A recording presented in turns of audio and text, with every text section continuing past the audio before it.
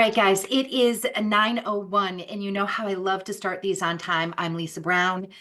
This webinar is a welcome, actually, to our first Wednesday webinar. I decided to start the year off with an incredibly complex topic, and there's no way, I hope you understand, there's no way that I can really fit in the compliance requirements within a 30-minute time frame. So my goal today is to give you some actionable items that will really kind of guide you in the compliance direction, because every small business has some type of compliance requirement. So ideally, that is my goal today. Okay. Now, before we get started, I do try to respect your time with 30 minutes. That is statistically how I run every Wednesday webinar. So I'm hoping that you will consider joining me every month. It's 30 minutes of your time. Very valuable information is shared. I also have two members of my team. Sarah is on the call. You heard her and I talking just earlier. And Jessica is also on the call. So they are going to be looking at the Q&A. So please ask questions. We do have a lot of people on this webinar this morning, and I just want to make sure that I am fulfilling some of your requirements to get you moving in the right direction. Okay, now 30 minutes. Let's get started. Okay, so on the agenda, there's kind of four topics that I broke this topic down into. I need a basic understanding of what the cybersecurity regulations are and how you find them out. I want to be able to identify some critical risks within your organization, if you have any. We're going to be talking about implementing some practical solutions. You know, I am all about educating, and I'm all about giving you practical solutions. So I'm going to give you some of those. And then I want to kind of get you in the direction of staying ahead of it, right? Because this is not a one and done. I wish technology was. I wish I could just deploy my software and secure all of you and then walk away from it. And that's not how technology works. So I'm going to teach you, kind of give you some guidance on how you can stay ahead of some of those changing regulations. Okay. Now, I know some of you on the call are clients, and I love you for being here. Some of you are not and may not know who I am. I am not going to go through this slide, but Sarah will be sending you a copy of the slide deck. And I kind of like for you to have kind of, here's who I am. CST is my company. I started it back in 2000. And so we have grown it now 25 years. So that's just some basic information. You can use that slide and refer to that slide when you get a copy of it. Okay. All right. So here's what I'd like to talk about. So I need you to have a basic understanding of cybersecurity regulations. Okay. There's key compliance frameworks and standards that every small business should know. Okay. Now, just understand, as a small business owner, you have guidelines. Okay. You have them, whether you know them or not, you have them. I'm going to teach you how to get to know them. Okay. All right. So what are they? What are cybersecurity regulations? Okay. So basically, it's a legal requirement that's aimed at ensuring that you are protecting sensitive data and securing your network from cyber threats. That's ultimately what it is. The purpose of it is to basically mitigate cyber risks, okay? Ensure that your data is protected and private and maintain operational continuity, okay? So we want to make sure that small businesses are protecting themselves, they're protecting their data, and we want to minimize the risk, okay? All right, now here's their benefit. Obviously, protecting your business. We want you to avoid penalties and fines, and we definitely need you to be building trust with your clients, customers, and your communities. Okay, so that ultimately is what cybersecurity regulations are. All right, all of you have them, whether you know what they are or not. I'm going to try to indicate to you how to get that information, but all of you have those regulations. Okay, all right, so here's the biggest question I get, and I dare say I answer this question at least 5 or 6 times a week. What compliance requirements apply to you? Because you are all different. That's my concern, right? You're all in different industries. You need to learn how to figure out which industries, which requirements apply to your industry. And that's what I'm gonna kind of break that out for you. Okay. All right. So Here is some compliance standards that are based on some industries that CST works in. Okay, so we don't work with every business. Okay, we are very selective because we specialize. We specialize in compliance. That I'm very good at that. Right, so we specialize in local government, insurance, financial, legal, which I should have included there as well. So this is just a little handful of, I can clump these together because you guys all follow the same rules. Okay. So if you are a local government, if you are an insurance agent, if you are a CPA, if you are a lawyer, legal, these are kind of, no, not kind of, they are the regulations that you need to follow. So there's some cybersecurity requirements for state and local governments called the NYCRR 140.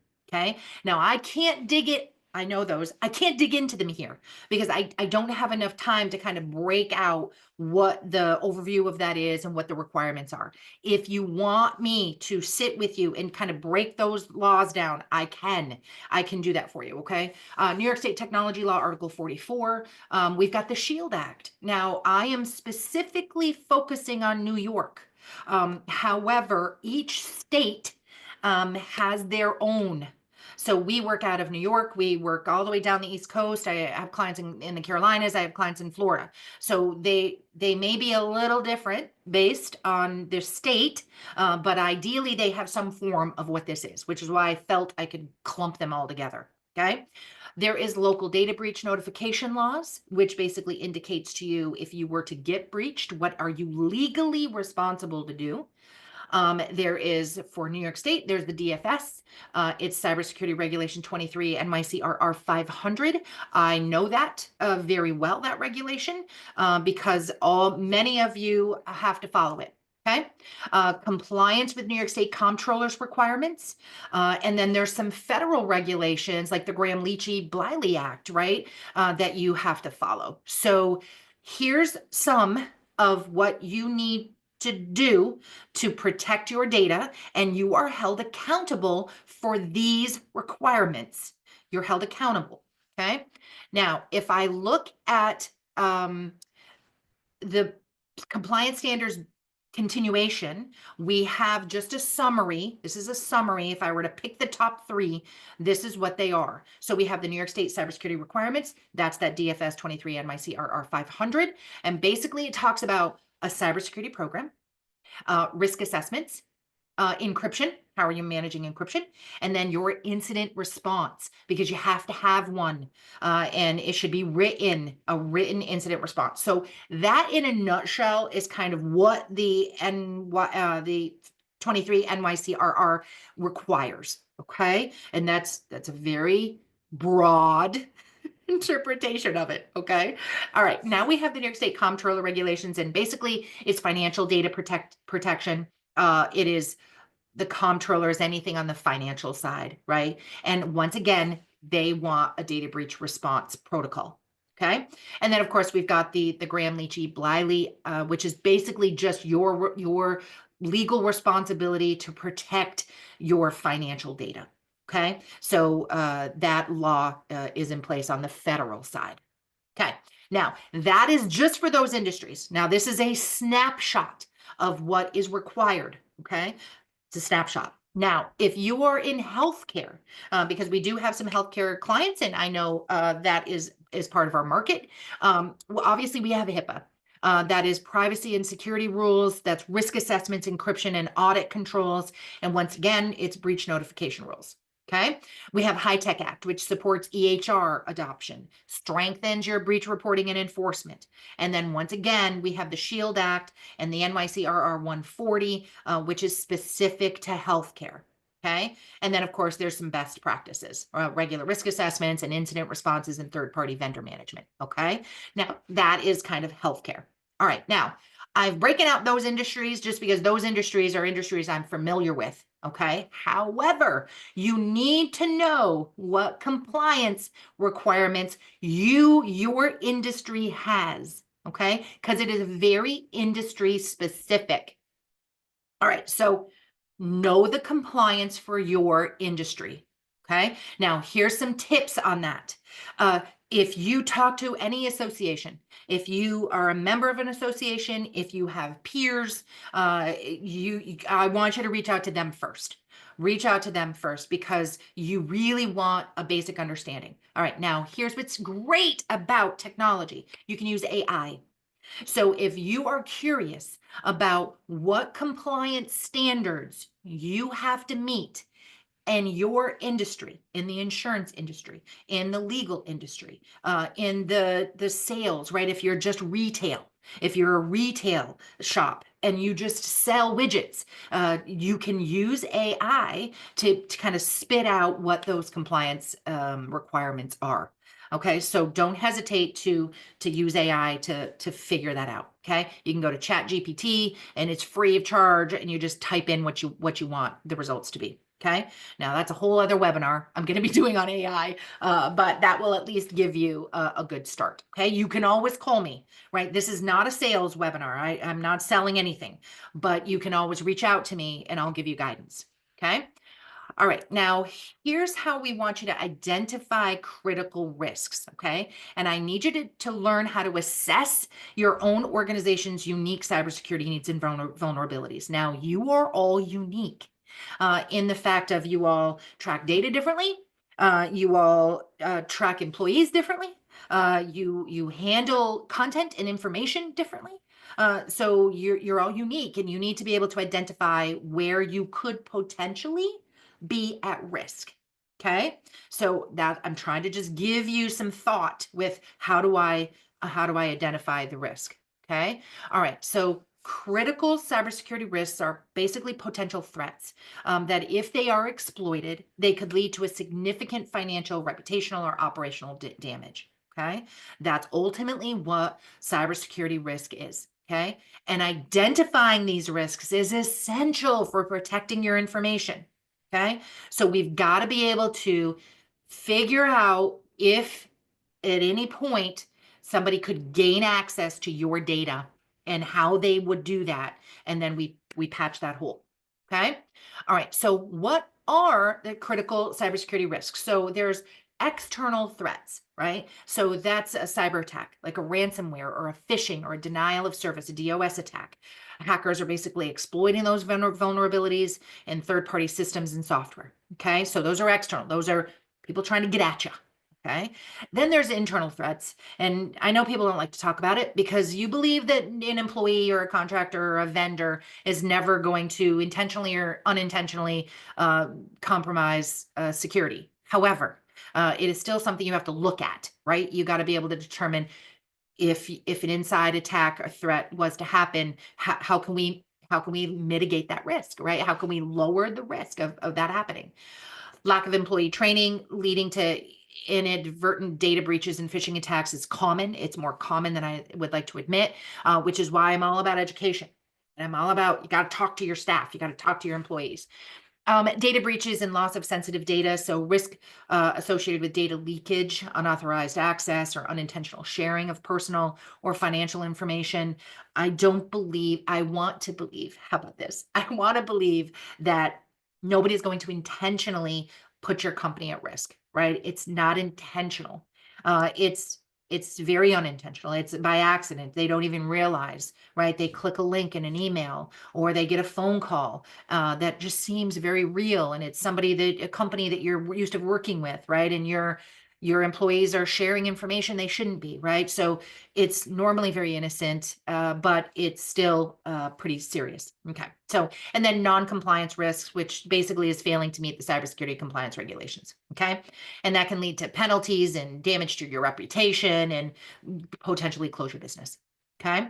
All right. So now that's what they are, right? That's what the critical cybersecurity risks are. Now, here's how you're going to identify them. Okay. Here's how I need you to be thinking about how you're going to identify them. Now, I will say, if you are a client on the call, we have this already. We got you covered. Okay. But this is a really great way to explain kind of what CST does, right? How we manage it. So conduct a risk assessment.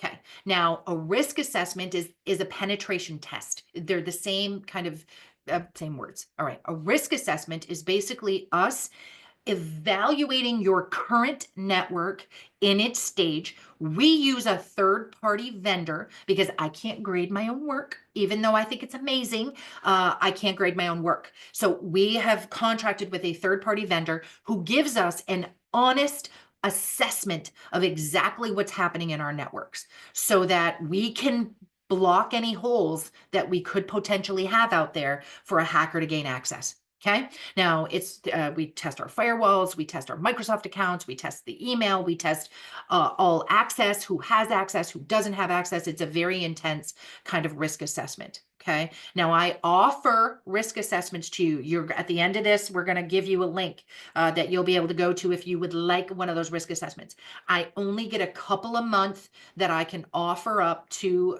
prospects that are interested in just kind of figuring out whether they have the protection they need. Okay, even if you have an IT person, that's fine, right? We don't care. As long as you've got somebody protecting, we can do that risk assessment for you. Okay. Now, number 2 is identifying sensitive data and critical assets. So, what's interesting to me is as I talk to prospects in particular, it's like, do you know where your data is? Like, do you know where it is physically? Like, is it on a server? Is it on your systems? Does everybody have a little piece of data that's spread out all across your organization? And 9 times out of 10, they have no idea. 9 times out of 10, they're like, I think it's here, but I really don't know. Like, I don't know. So let's just identify where your information is. Okay. Where's your information? Where's the critical assets, servers, firewalls? Where is it? How is it protected? Just identify, determine where all of that is. Okay. Your high value stuff, the stuff that your CFO is doing, the stuff that your CTO is doing, if you've got a chief technology officer, we just want to be able to identify the infrastructure. Okay. All right. So there's 2 so far. All right. Now we're going to step into 3, which is evaluate external and internal threats. Now, external threats are basically the potential of a cyber attack. Okay, phishing, ransomware vulnerabilities. Internal, once again, is the insider risks, right? Employees, both malicious and unintentional. Okay, and we want to make sure that staff is trained. Okay, so you got to evaluate the external and the internal. Okay, if you have a Wi-Fi and you have that open, right? Anybody can come in and connect to your Wi-Fi. We need to make sure that that is separated. And I think I know that there's a little topic about that. Okay. Implement continuous monitoring and security controls. All right. So I love that some of you will say, I have an antivirus. I love that. At least you got something. But we really need to make sure that it is an IDS and an IPS. So it's detection and prevention. And some of the retail versions of your antivirus software is not doing that for you. Okay. It's better than nothing. But you really want somebody who's going to be watching it, monitoring it, gets alerts if something happens. So you really want a kind of a proactive security system. Okay. I know that everybody hates MFA. That's multi-factor authentication, or 2FA. That is a way to kind of identify that you are who you are before you log into something. And it also has some encryption that's kind of built into it. We all hate it. It's not something any one of us enjoy. However, I do enjoy the fact that it's keeping me safe. I do enjoy knowing that somebody can't get access to my Microsoft 365 without my little code. I mean, that's reassuring, right? And I'm minimizing my risk. So that's fantastic, right? Okay. So there is the 4 kind of how to identify critical cybersecurity risks. Those are the top 4. Top 4. Okay. All right. Now, I'm going to give you 6 practical solutions and how to implement them. I've narrowed it down to 6. I've only got about 10 minutes left of the webinar, so I'm going to try to get through these as quickly as possible. Now, remember, you get a copy of the slide deck. Sarah will be sending that to you later, so you can review it if you need to. Okay. Now, here's just some effective tools and strategies that are going to kind of help you meet those compliance requirements. Okay. Now, they're in depth, so I'm narrowing them down a little bit. All right. Okay. Number 1, strong access controls. Okay. Now, 2 of these talk about limiting access. So limiting access to sensitive data, to what they have, like as an employee, what do they have to have access to? as part of their job role or responsibility, and what do they not need to have access to, and clearly kind of separating that, right? Separating that so that you don't have somebody who is, in marketing accessing your financials, right? So we want to make sure that you can implement those controls. Okay. Obviously, MFA, passwords, biometric, code to your phone, however you choose to activate your MFA.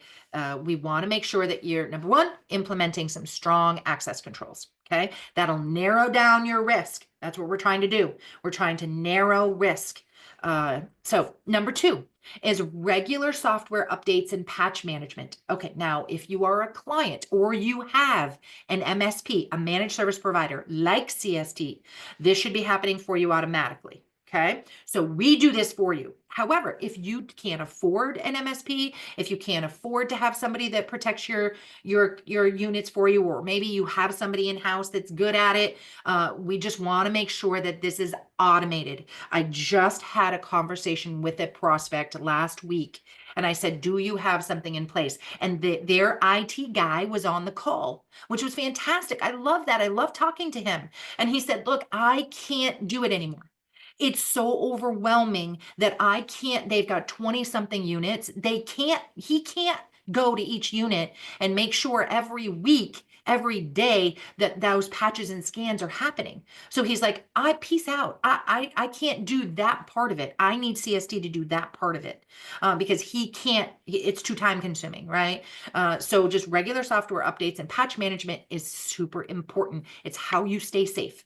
Okay. So when Windows asks you for an update, you're going to say yes. And we screen them ahead of time, but that's something we do because some of them are not always good. But if you don't have that knowledge, then say yes to them. Employee training and awareness. I can't stress this enough. I have been talking about education for my entire career, and I feel like we got to start talking about how your employees are managing tech. They are your biggest risk, and some of you are never having conversations with them. They need your expectations. We do some automation with phishing and social engineering. That happens if you have our security awareness program, and it's something that happens without you even realizing it. It's fascinating for us. It's a fun part of our job. And then just kind of security best practices. You have to educate your staff. Okay. All right. So that's 2 and 3. All right, 4 is network security measures. This is where I was talking to you about firewalls and IDS intrusion detection systems. We mandate that if you are a client, you have one of our firewalls because we have a NOC team, a network operations center that manages those for us, right? They watch them 24/7, 365, and we get alerts to our phones that say, hey, this firewall is got an intrusion, and we get notified and can act right away. So that is important. If you don't have one, you can get one yourself. You can't just plug it in and walk away. Okay. You can't plug it in and walk away. It requires some maintenance. It requires continual updates and patches and monitoring. Okay. And then segmentation of your network. So what's interesting about this is I went into a retail shop. I was just picking up something, and yeah, I'm always curious. So I scanned, right, to see what Wi-Fi was available to me in that store, and it was fascinating to me that they truly had their network open, and it was truly their main network. So we want to make sure that you segment out via your firewall the Wi-Fi and how people are surfing the internet and how they're getting access to your networks, because we can separate traffic for you. And your firewall can do that. If you are knowledgeable enough, you can separate out that traffic. So number 4, network security measures. Number 5 is data encryption and backups. And I love talking about backups and data encryption. But I need to make sure that you have specific backups in place. So it cannot be an external hard drive plugged into your network. Okay, that's not sufficient. Okay, that's not sufficient if you keep it plugged in, certainly. And it's not sufficient if something were to physically happen to your building, right? So if something happens to your building and it burns or floods or whatever, having that backup on premise cannot be your only solution. Okay, so just get yourself into a different backup routine. We can help you with that. We can give you advice. It's free of charge for you to have a conversation with me. Okay, so if you're curious about backups, let me know. And then number 6 is the incident response plan.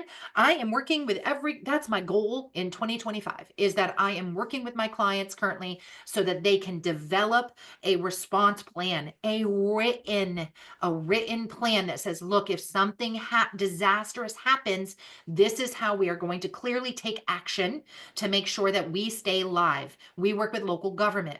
You are pivotal to your communities, right? And in a disaster, especially, the community looks to you for guidance. And we can't be developing this response plan in a crisis. It's not a good idea. We don't make great decisions when we're in a crisis. So we want to develop that plan when we're calm and we are clear-headed and we understand what we want to happen. Okay. So ideally, that's what I want to make sure my clients have, is that incident response plan so that we can clearly communicate how we're going to keep that company or that business or that town or village up and running in a crisis. Okay. Written down.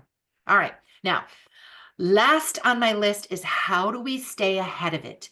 Like, how do I get you to understand that it changes regularly? I get bulletins from a multitude of organizations that kind of keeps me updated on regulation changes. Okay. Now, your insurance company might be able to help you if you've got a great insurance company and you've got cyber liability insurance. They will clearly give you guidance with regards to what you need to have. But I'm going to give you kind of how you can stay up on your industry standards. Okay. And here's 3 practical solutions. Here's 3 of them. Okay. All right. Monitor regulatory bodies and agencies. Okay. So all industries have some type of agency that or association that will provide them with information. Okay. And I don't care what industry you've got, whether that is that's an association that you belong to, where you can obtain news. It could be your attorney, your legal representation. It could be a government website, and you can use AI or Google that, right? Memberships that you belong to. That is my first go-to. Okay. What associations do I belong to that I can really kind of dig in and learn from? Because that association is going to guide me in what's happening on an ongoing basis. Okay. So number 1, join an association or get a membership or learn the websites that you have to go to for your governing body. I go to the DFS website all the time. I go to the comptroller's website all the time.